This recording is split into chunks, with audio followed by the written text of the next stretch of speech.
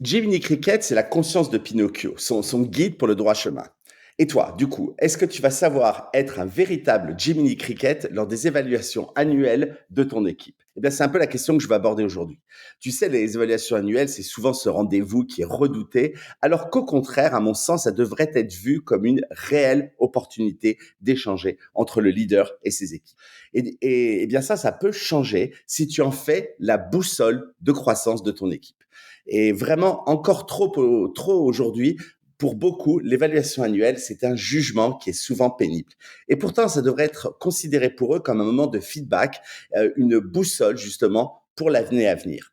Donc ton rôle de leader, si tu veux que ces évaluations annuelles soient bénéfiques, eh bien, ce n'est pas de juger lors de ce rendez-vous, mais au contraire de guider, soutenir, développer tes équipes, insister sur leurs forces, évidemment, les encourager aussi à manager leurs faiblesses. Et ça va pas arriver du jour au lendemain. Donc, prépare-toi à cet exercice.